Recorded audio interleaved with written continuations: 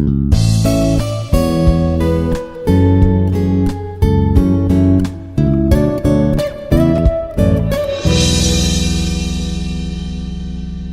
dear students, I am Dr. Shikha Pandey, Associate Professor from Institute of Aeronautical Engineering.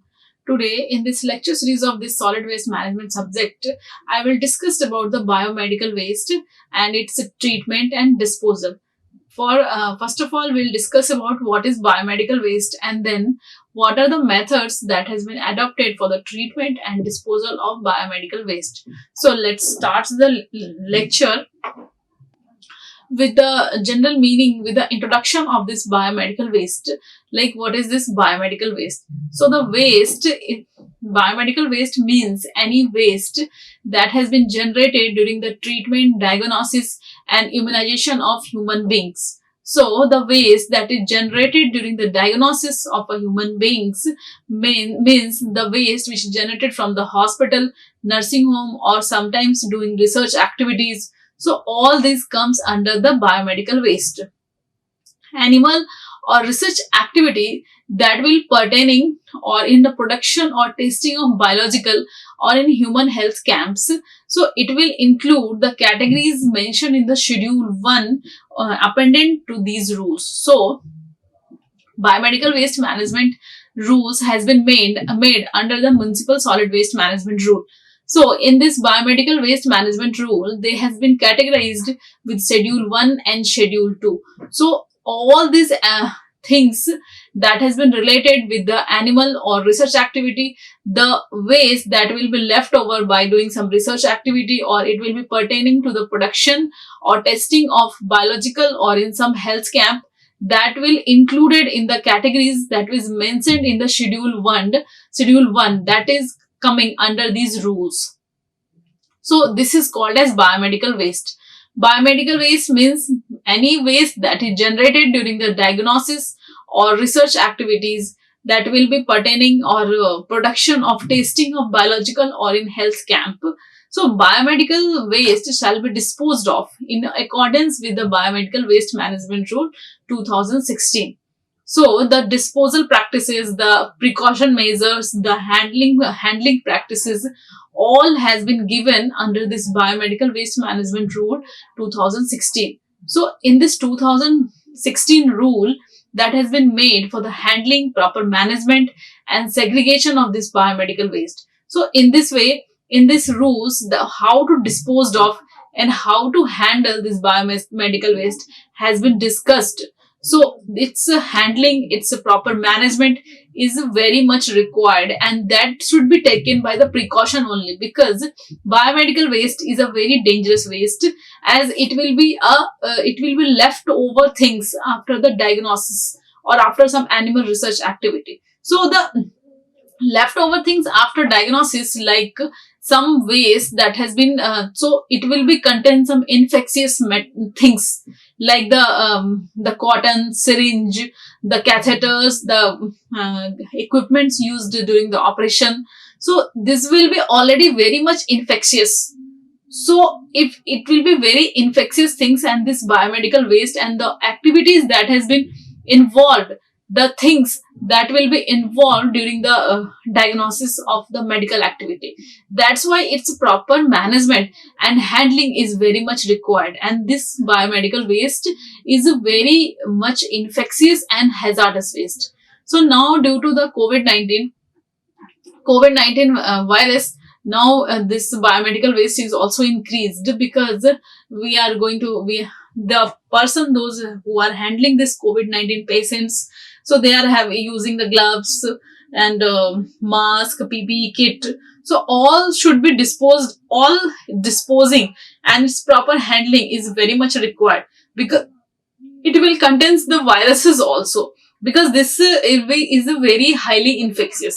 So the management, handling and proper treatment is very much required for this biomedical waste.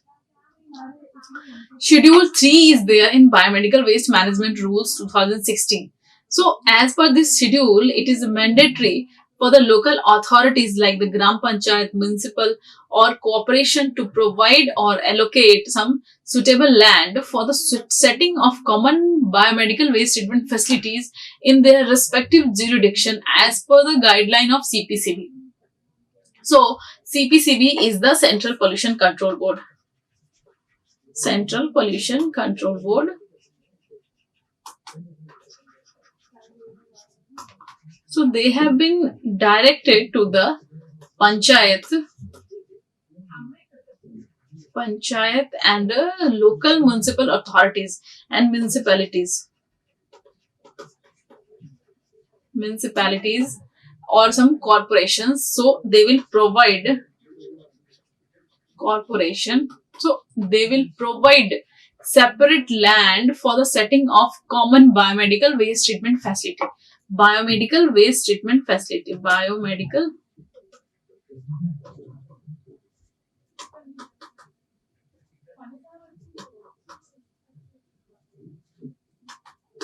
So, it is the duty of the Central Pollution Control Board. They have monitored they have given the role to the panchayat or local municipal bodies.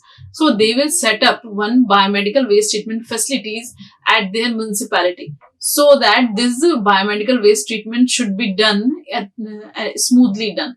The site selection authority by common biomedical waste treatment and disposal authority. Facilities, the site selection should be there for their disposal and treatment facility. So, this has been given in the Schedule 3 of the Biomedical Waste Management Rule 2016. So, first of all, the waste segregation. This biomedical waste, how it will be disposed. So, it will be the first step involved in this biomedical waste is segregation. Segregation, then disposal, then transportation.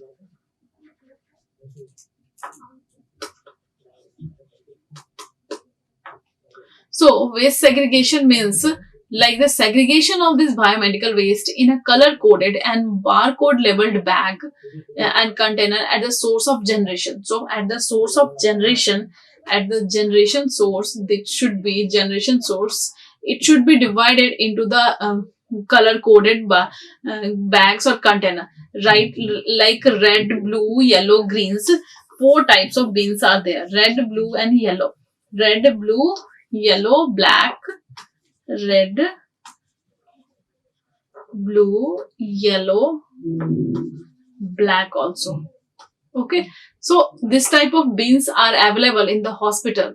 In that bins, we have to put the solid waste that is generated. So, pre-treatment of the waste should be required for the highly infectious waste. Means such as we can take an example of this COVID-19. If a person is handling the COVID-19 patient and he is wearing lots of PP kit, gloves, mask. So these things should be first autoclaved. Then then you can send it for the further process. Then you can put it in the bins, or you can send it for the further process. But before sending the further process, pre-treatment will be required. Same like this, intramural transportation of segregated waste to central storage area. Temporary storage of biomedical waste in central storage area means some intramural transportation of the segregated waste will be there, and some temporary storage of biomedical waste in central storage area. Treatment and disposal of biomedical waste through captive facility. So, one captive facility should be there, so that is central facility unit. So, central facility unit will be there. Central facility unit will be there. So, they will monitor the treatment and disposal. So, they will monitor the treatment and disposal. This treatment and disposal of biomedical waste through captive facility means captive facility should be provided where all the treatment and disposal things should be carried out.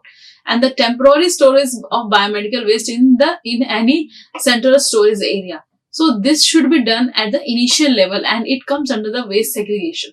So first of all, waste segregation should be there in the color code bins or barcode level bags or containers at the sources of generation. Then after, what to do, some pre-treatment will be required for the very infectious waste also. And then intramural transportation of segregated waste to central storage area. Some transportation of the segregated waste to central storage area. Then temporary storage of biomedical waste in the central storage area, and after that the treatment and disposal of this biomedical waste through captive facility. Captive facility will be there. In that facility we have to do carried out the treatment and disposal things. Next, the healthcare will be there. Healthcare should have to establish their own this biomedical waste treatment facilities. So healthcare establishment like hospital, nursing home, pathological laboratories that generate biomedical waste. So these waste should be segregated at the point of generation and stored in the color coded containers separately, following the provision of biomedical waste rule, that is rule 1998, and it will be again amended. It has been amended in the year 2011 and 2016. So this from 1998 rule has been made. So again in the year 11 and again in the year 2016, this has been amended. So the category of waste is hardly 25% to 30% of the total waste generated by the healthcare facility. This category of waste is hardly like 25% to 30% of the total waste generated by the healthcare services. So the healthcare should have to established, such as in the hospital, nursing home, some pathological laboratory, to generate the biomedical waste. And this should be segregated at the point of generation and stored in the color coded container separately, following the provision. Then they should be segregated at the point of generation and stored in the color coded container separately. Then it will be provided the provision of biomedical waste rule 1980, and it has been amended in the year 2011 and then again in the year 2016. This category of waste is hardly 25 to 30% of the total waste generated by the healthcare facilities. You can see this is the division of this hospital waste or biomedical waste. First is the hazardous waste. So first of broadly we will categorize as hazardous waste and non-hazardous waste. So mostly 15 to 20% of the hospital waste is hazardous in nature. Rest of the waste like 80 to 85% is non-hazardous in nature. So this hazardous waste is again two types: infectious and non-infectious. So infectious and non-infectious will be like, infectious is the sharps and non-sharp. In infectious, like sharp will be there or non-sharp. In non-sharp, again two categories: solid waste and liquid waste.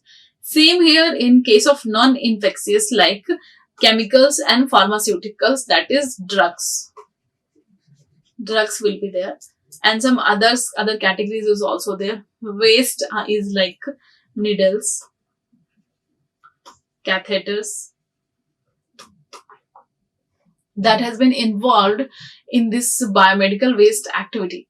Non-sharps is like some cotton or some bottles, plastic bottles. So these are sharps and non-sharp. Non-sharp is again divided into two categories, that is solid and liquid. So this is the broad categorization about the hospital waste or biomedical waste. So you can see that very less picture, like 50 to 20% is only hazardous. Rest of the thing like 80 to 85% is non-hazardous in nature. And again hazardous is like non-infectious and infectious. Infectious is sometimes the sharps or non-sharps, or in non-infectious is chemicals and pharmaceutics, or some other things will be there. Non-sharp will be like, it will be involved with some solids as well as liquid. Now comes to the next point. This is like the history of biomedical waste. So this is about in the year the biomedical waste has been made. Biomedical Waste Management and Handling Rule 1998. So 1998, it has been provided as a management and handling rule, and it will be provided a regulatory framework for the management of biomedical waste generated in the country. So management of biomedical waste generated in the country. In this rule to 1998, they have given the regulatory frameworks, the monitoring and the management of biomedical waste. Again, in the year 2016, this has been amended with some little bit amendment, with some little bit addition. So now it has been called as a Biomedical Waste Management Rule 2016. Again, in the year 2018, this Biomedical Waste Management Rule has been amended, and now it is called as Biomedical Waste Management Amendments Rule 2018. So this is the whole picture that is related with the history of biomedical waste. Like the Biomedical Waste Management and Handling Rule 1998 provided a regulatory framework for the management of BMW generated in the country. They first of all, they made the rule in the year 1998. So this will be based on the regulatory framework for the management and generated in the country. Then in the year 2016, this biomedical waste management rule has been followed, and after that it has been amended in the year 2018. So the whole picture will start from 1998, then 2016, then 2018. So come out to the next thing that we will discuss about this biomedical waste. So biomedical waste is basically divided into 4 categories instead of 10 to improve the segregation of waste at the sources only. Before, it has been divided into 10 categories. So 10 categories, it is very tough to segregate or do the management. So it has been broadly categorized under the 4 category only. Pre-treatment of laboratory waste, microbial waste, blood sample and blood bag through the disinfection or sterilization on the site. So providing training to all its healthcare workers and immunize all health workers regularly.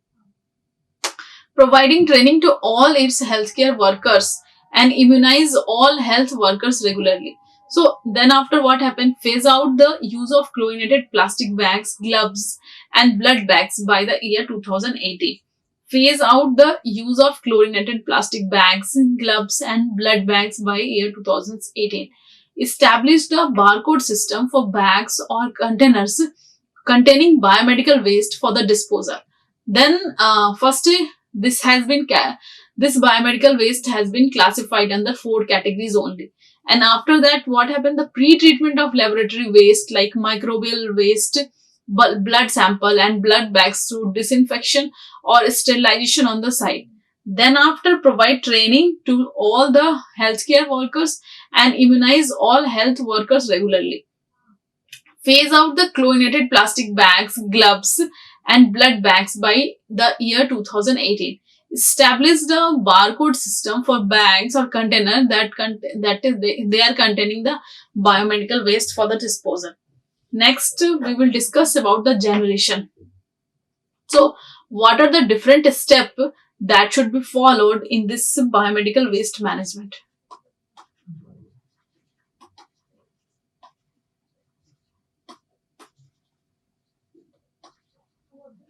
So, in this whole biomedical waste management, it involves with the segregation and pre-treatment of biomedical waste.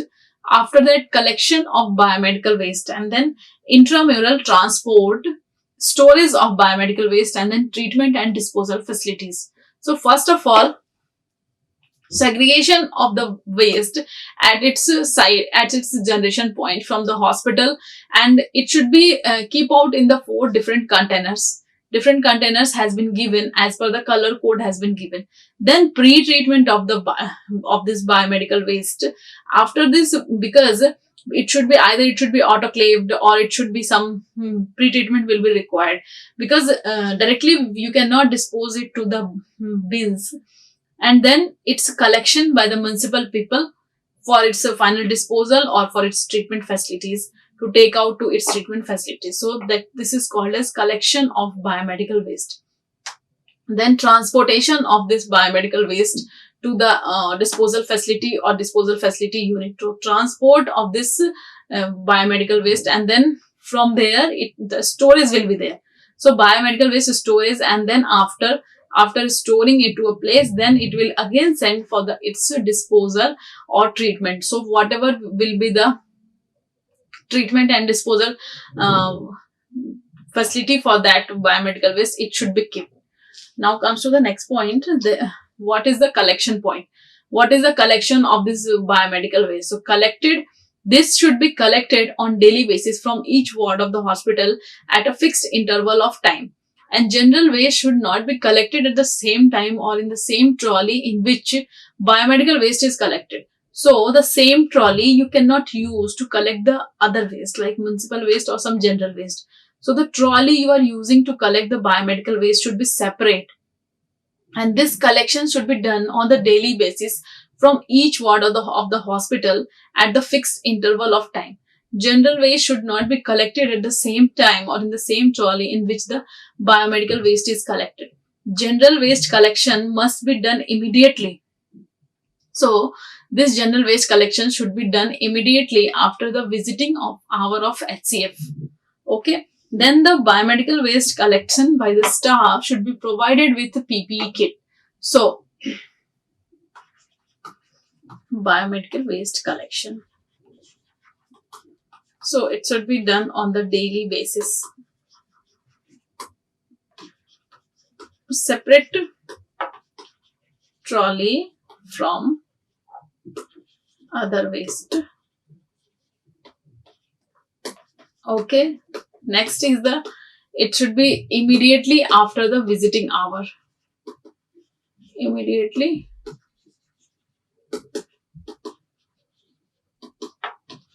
after the visiting hour.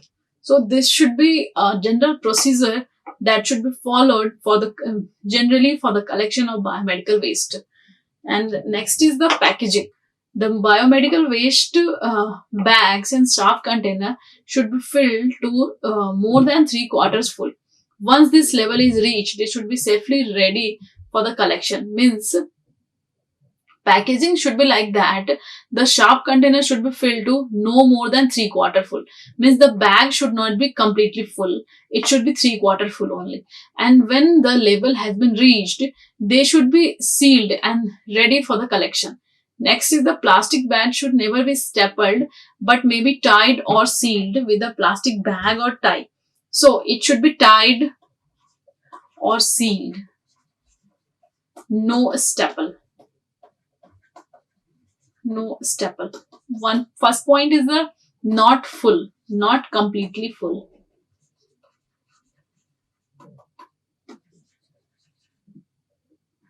Replacement bags or containers should be available at each waste collection location so that full ones can immediately be replaced.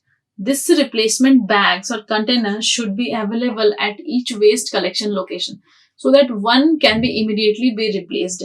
And then you have to ensure that the barcode stickers are pasted on each bag.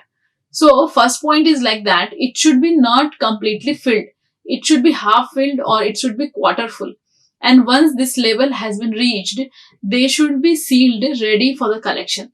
Next is the plastic bag should never be stapled but may be tied or sealed with a plastic tag or tie. And then after, what you have to do, you have to replace the bags or container that available at each waste collection location so that full ones can immediately be replaced, and ensure that the barcoded stickers are pasted on each bag. Next, we will discuss about the labeling of this biomedical waste. So all the bags or container bins used for collection and storage of biomedical waste must be labeled with a symbol of biohazard or cytotoxic hazards. Biomedical waste or bags, containers are required to be provided with the barcode labels. So this type of label we should have to be provided. The bags or container bins should be collection and storage of biomedical waste must be labeled with a symbol of biohazards or some cytotoxic hazard. Biomedical waste bag containers are required to be provided with a barcode label. So if some toxic drugs will be there, then this type of level will be there, like cytotoxic level. If some biological hazard will be there, then this biohazard levels will be there. Next will comes for the transportation. So in-house transportation of biomedical waste from site of waste generation to central waste collection centers within the premises of the hospital waste must be done in the closed trolley. The transportation of this biomedical waste from the site of waste generation to the central collection unit within the premises of the hospital, it should be done in the closed trolley only. Patient trolley must not be used for the biomedical waste transportation. The trolley which is which we are using for the patients cannot be used for the biomedical waste transportation. And that route of transportation, it should be preferably planned in such a way that the supply of the waste are transported through separate routes. Next is the waste is not transported through areas having high traffic of patients and visitors. So the waste has been transported through the separate routes, and the waste transported through areas having high traffic of patients and visitors. Central waste collection area can be easily accessed through this route. The central waste collection area will be there, and that can be easy accessed through this route. And the spillage and scattering of waste should be avoided, because they are biomedical waste, and this is very much dangerous and highly infectious waste also. So the spillage and scattering of waste should be avoided, and the waste collection area can be easily accessed through these rules, and waste is not transported through the area having high traffic of the patients and visitors. And this biomedical waste should be traveled through its separate route. It will not comes with the general route or normal route. So these are some of the guidelines that has been given for the transportation of biomedical waste. So this is about the transportation of biomedical waste. Like it should be gone from the different route, not from the common route of patients and visitor, to avoid the infectious, to avoid the nuisance created by this type of waste. And next is the central waste collection area. It can be easy accessed through these rules, and to avoid spillage and scattering of the waste. So this is the other references of some of the textbook. So this is the references of the some of the textbook that you can use for the further studies, because this biomedical waste management, transportation, handling, all the practices will be there. So you can go and you can take this, go for some depth study also. So at this point, I'm concluding my lecture. So in this slide, in this lecture, I have discussed about the biomedical waste. What are the biomedical waste? So any waste that has been generated during the diagnosis, or that has been generated during the diagnosis activity, or through the research activity, or through the animal tissue will be there, or something that has been generated during this medical activity, comes under the biomedical waste. And as we already know, this has been generated during the diagnosis of the disease, or some research activity, or some animal tissue will be there. So that's why this is very much highly infectious waste. So its proper handling, management, transportation, treatment, disposal, all are very much important, because it is a very infectious, and it will be causing again that disease to a person. So the person who is handling the waste should be very skilled level, and they should have to wear the PPE kit and all use gloves and mask.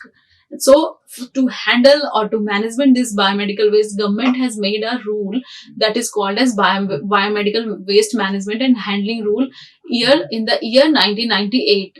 Then after this rule has been amended in the year 2011 and in the year 2016 also. So now it is named as Biomedical Waste Management and Handling Rule 2016.